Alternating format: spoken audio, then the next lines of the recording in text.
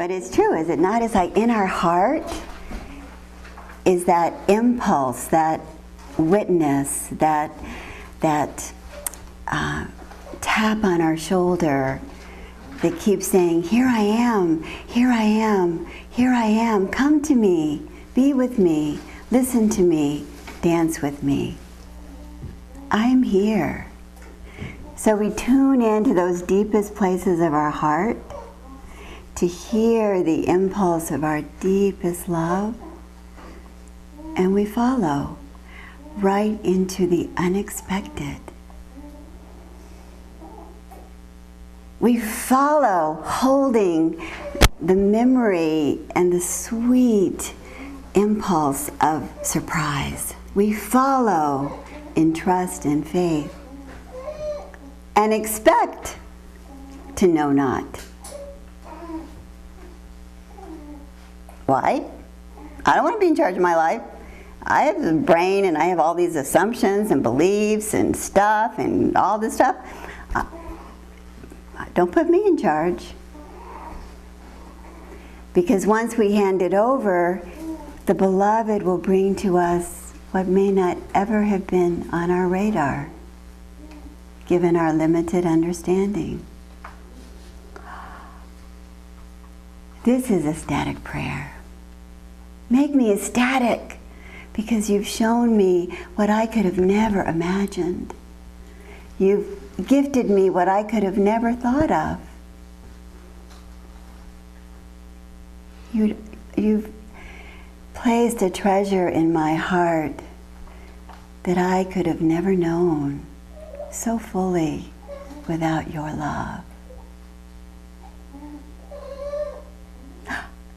This is ecstatic prayer.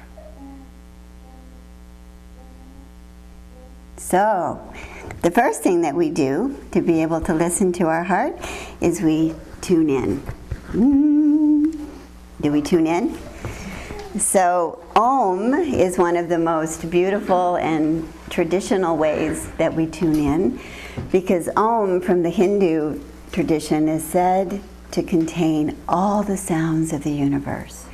All the sounds of the universe, which live, according to the Hindu tradition, right here in the Rit Padma, the seat of the soul. Right here, 2 finger widths below the heart. The seat of the soul. This is where Om lives. And this is the doorway to the sacred, the doorway to your heart, the doorway to your deepest knowing that is searching for you, looking for you, aching for you, yearning for you, longing for you. Because it's not about you.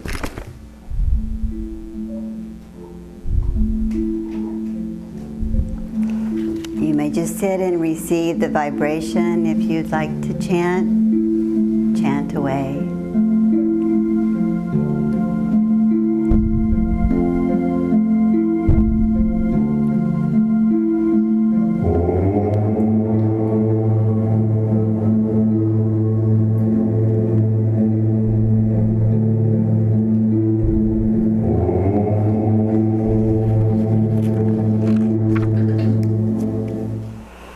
And having tuned in, we are now ready to listen.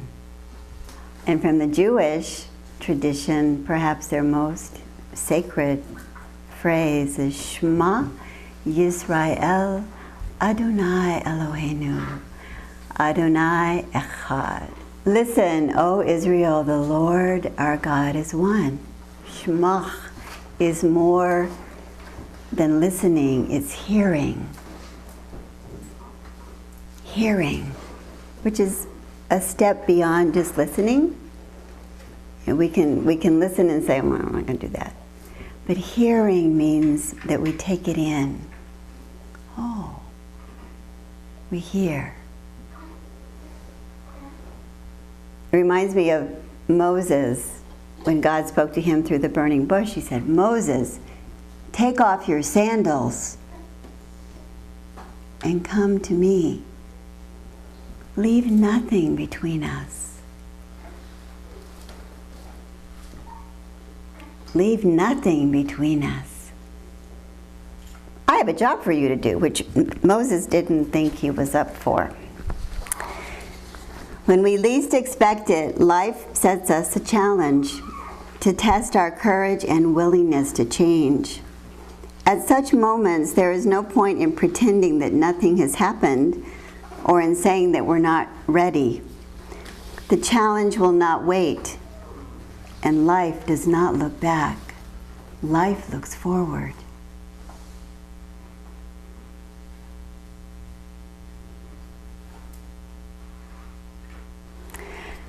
So in listening, we find ourselves in this beautiful dance with the beloved. We listen, we follow, and we're informed. We listen, we follow, and we're informed. We listen, we follow, and we're informed. And beyond joy and sadness and happiness and up and down and right or wrong, we find peace. Peace. Right there. So chant with me this beautiful Jewish mantra.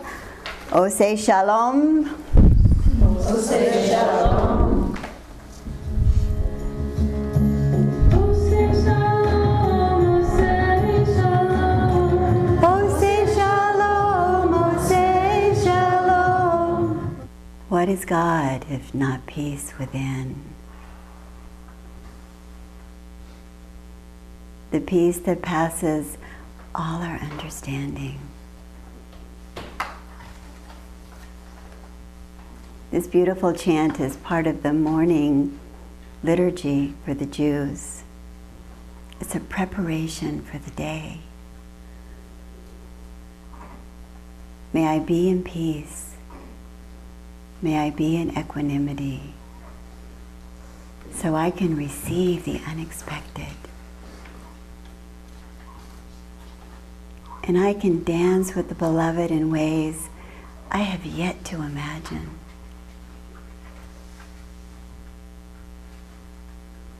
May I live in wonder.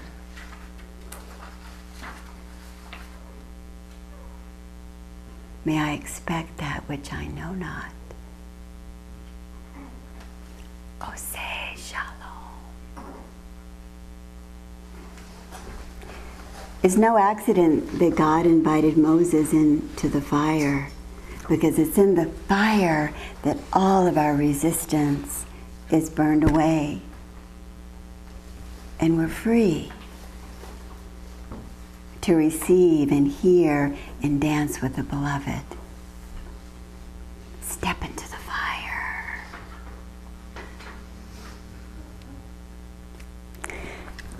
So the embodiment, one of the most beautiful stories I know of embodiment was Muhammad. Muhammad was doing his part. He was going up to the mountain every day and sitting in the cave, and months and months and months and months. You know, he was doing. We had to do our part. You know, and like sit around and go to the movies and let me know. You know, we have to do our part in the dance, right? And we have to be there and show up and tune ourselves and clean our instrument, and get ourselves ready. We have to do our part. So Muhammad was going up to the mountain and sitting alone in his cave for months and months and months and months. And I've often wondered what was in his heart, the impulse that took him to the cave, right? But there he was for months and months and months. And then one day, the angel Gabriel appeared to him, said one word: proclaim. And Muhammad, like Moses, I'm not a proclaimer. Excuse me, I know what I am. Right? And Moses is like, you want me to go talk to the Pharaoh? What? I can't speak. What's up with that? Wrong assignment. You got the wrong card. Sorry, sometimes you're not right. So here's Muhammad saying, no, I will not proclaim. I am not a proclaimer. But sometimes we don't get to choose. And so the angel said, proclaim, and hugged him fiercely. And Muhammad said, nope, I'm not a proclaimer. And then a third time, the angel hugged him and said, proclaim Muhammad. And so he did.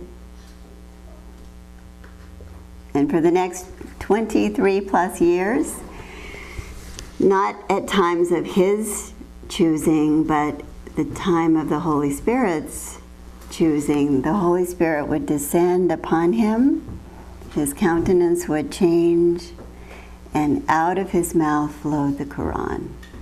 Talk about the unexpected.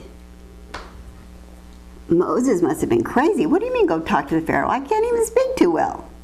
Muhammad's like, what do you mean proclaim? I'm just up here in the mountain trying to be with you. What do you mean go out in life and proclaim? I'm not a proclaimer. I know who I am. But the unexpected knows us better than we know ourselves. And the unexpected mystery holds for us, holds the possibility for us that we could be used in ways we could never imagine. Oh my gosh. Do you know that that's how much we are loved? It's how and why we were loved into birth, as Bernadette Farrell beautifully sings. The beloved holds a knowing of the treasure that was planted in our heart and what we are here to do. I love that story. I love the story of ordinary folk. You know, like Moses and like ordinary folk and Muhammad. These are ordinary people. They're no different from us. Can you wrap your brain around that? They're no different from us. It's already within us, searching for us, looking for us, calling to us, each moment, each breath. And when we say yes, as Muhammad discovered, a great peace comes over us. And we know how great it is to be used as an instrument of the unseen hand. So Allahu Akbar is, God is great! And God is peace within.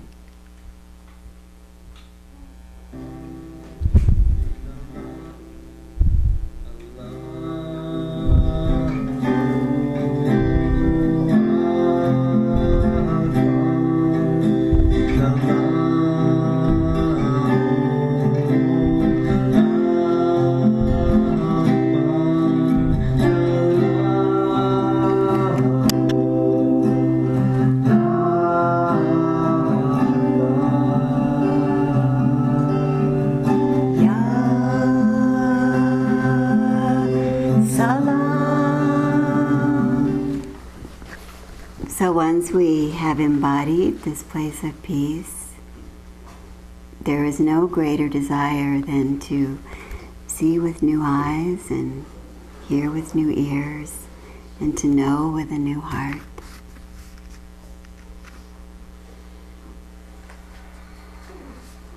And so we ask simply, be thou my vision.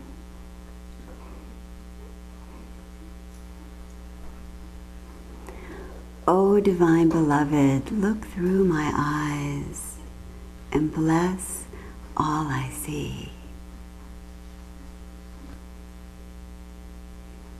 May your love spill from my heart, through my eyes, through my words, through my heart.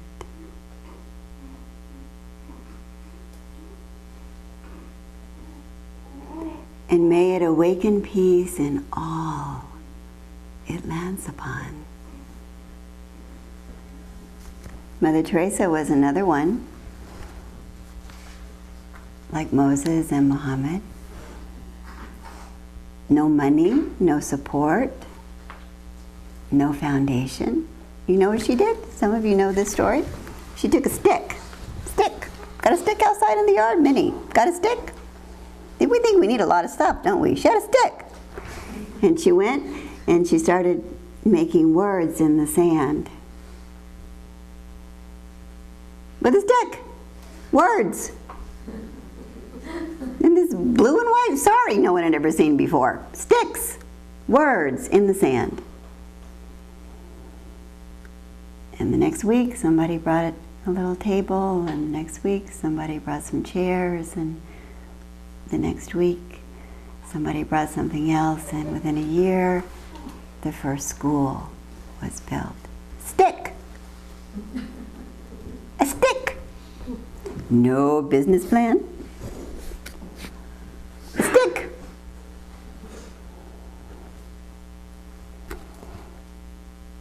But she's often said, I know Jesus wants me to do this, and I never say no to Jesus. It's that simple. I've heard the call. I can do nothing but say yes. Don't know how it's going to happen. Don't know when it's going to happen. But I know it's going to happen because I said yes. I answered the call. So, we're going to sing the beautiful Be Thou My Vision.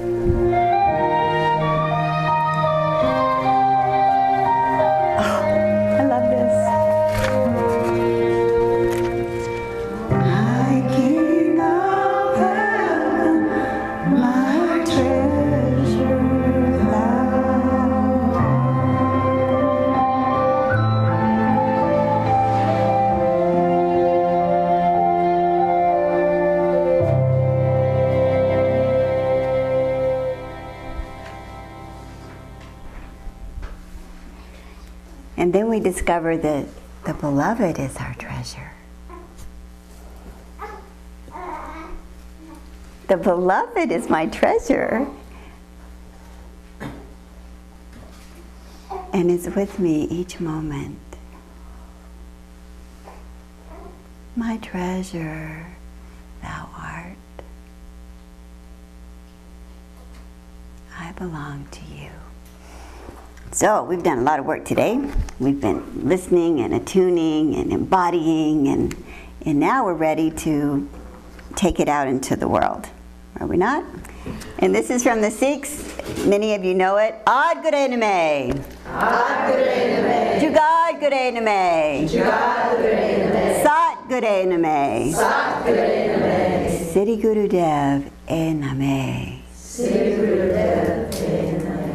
May I live from that primal core, from where I listen, hear, and follow. In each breath and moment. So that I may awaken my heart's deepest truth, the treasure that thou art, and manifest my soul's path. Manifest my soul's path in the most unexpected way.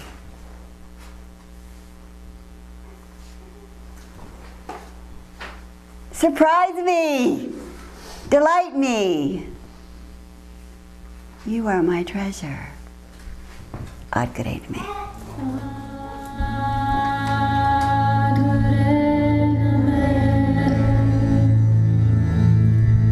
There's lots of talking and that's fine, but we'll get to do that later. I'm going to invite you this time to do that in silence. Take your new eyes and just go greet one another in silence. This is the beautiful, loving, compassionate chant of metta. So we offer ourselves love and peace and joy, and then we extend that to others. So invite yourself to rise and just go greet another beautiful beloved with your heart.